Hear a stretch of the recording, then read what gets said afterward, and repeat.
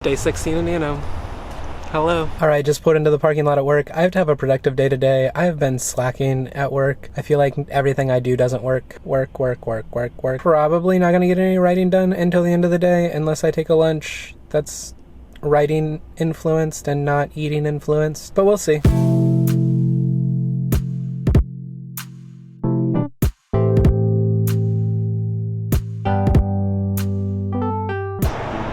I resisted the urge to wave when I walked through their shop. 5 o'clock, sun's going down, headed home to write some words. This video is shaky because my car's on and this is on the steering wheel. Whoops. Alright, so it's just before 11 o'clock at night. I'm over 19K, so I have read a little bit. And I got tagged in a tag video. This is my first tag video. I didn't even know what this was. It reminds me of like MySpace posts where you would like fill in surveys and stuff. My buddy Jolynn, she has a very new YouTube channel called The Introverted Novelist. I will link that down below. She's super awesome. She was on the live stream with me the other day, tagged me in this writer tag video, and I have 10 questions to answer. So I'm going to try to make it snappy, but here we go. Question 1. What is the working title of your book? So I don't really have a working title for the book I'm writing. It's a little weird because I usually always have a title before I even have like a really good plot. On the Nano website, it currently says working on it as the title because I'm working on a title.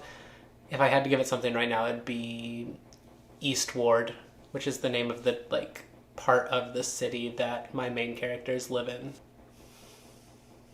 Question 2. Where did the idea for your book come from? So I got the idea for my book by having this little nugget of an idea of two teenagers meeting, falling like head over heels in love super quickly like teenagers do and making very bad decisions. They need money, and I didn't know why they needed money at first, but I knew they needed money and they were going to get it by robbing a liquor store. At some point in October when I was planning this out, I actually changed it from being like a real life like modernish time setting to being a dystopian future setting, to kind of play around with some more themes of like racial and economical like segregation and just kind of like the system holding people back.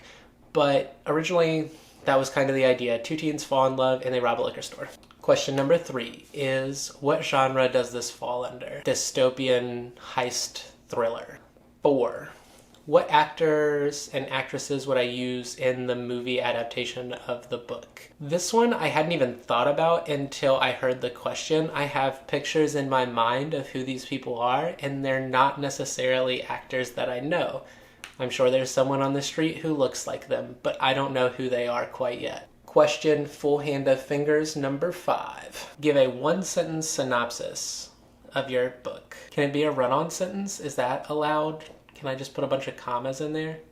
No? Okay. In a city that's deeply divided based upon socioeconomic conditions, two teenagers fall in love and devise a plot to make their lives better. Question number 6. You thought I was going to use 2 hands for that one, but no. Would your book be self-published or represented by an agency?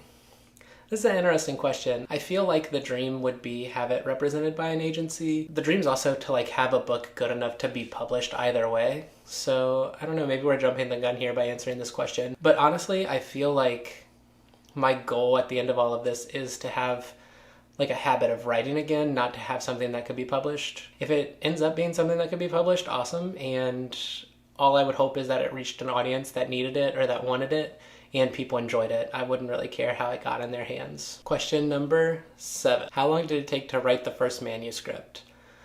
Well, hopefully 30 days. Question number 8. What other books would you compare it to? I would say I have a book and a movie that I would compare it to. I would say it's The Hunger Games meets Thelma and Louise. Question number 9. Who or what inspired this book? And I don't have a good answer for this question. I know that I got the idea from experiences in my life, not that I've robbed a liquor store. I don't have a good answer to this. I think kind of the environment that we're living in right now is a lot of where the themes come from, and then characters are obviously influenced by a random like smattering of people that I know, and yeah, I don't know.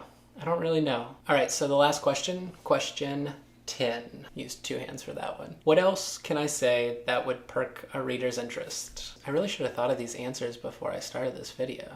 That's a good question. I would say if you are at all interested in thinking about a different side of society than maybe you've been accustomed to or that you've seen, and trying to find a way to navigate through a sense of despair based upon where you were born or who you were born to, this book might be able to explore those topics in a way that is both entertaining, far enough away from modern society to not necessarily hit you in the face with it, but also close enough to where you could get a semblance of an idea or a new perspective on it.